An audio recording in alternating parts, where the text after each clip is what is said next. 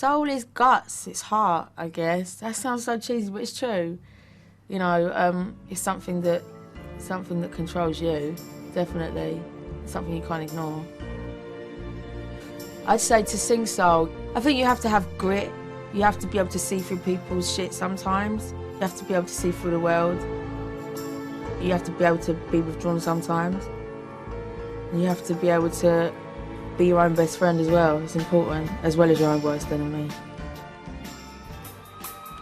You don't necessarily want to take what's given to you, you know. You're looking for something else. If you wanted to get brownie points with your girlfriend, you could do anything. You could sleep with her mum and then be like, Sade tickets, baby. That's it, do you know what I mean? Game over. Sade was it. When I was 14 or 15, I had my own little world going on. And I know, you know, black music and black culture comes from guts and your heart, definitely.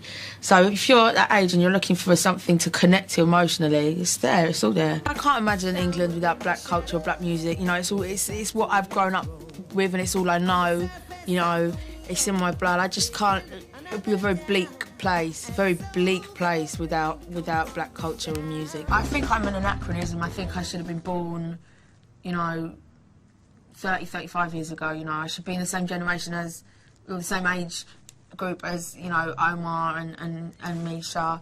And I think if there's anything in my voice that they've warmed to, it's probably because I grew up listening to the same records, you know, they would have done. Dinah Washington and Sarah Vaughan and Minnie Riperton. And like I said, a lot of new music just goes over my head. And I'm like a little old man. I'm kind of like, is this cool? The kids like it? All right. I'm not going to play it, but cool. All right, you know. So at times, yeah, you do have to suffer for your art. I'm quite eager to be like, no, of course not. You can sing soul about happy things, but I think you do have to suffer for your art. You know, I know I have. I know the reason it took me 3 years to write another, or not to write it, but to get that big chunk of my life that I could then go back and write about. The reason it took me that long is because I had to, you know, have some peaks and troughs, definitely.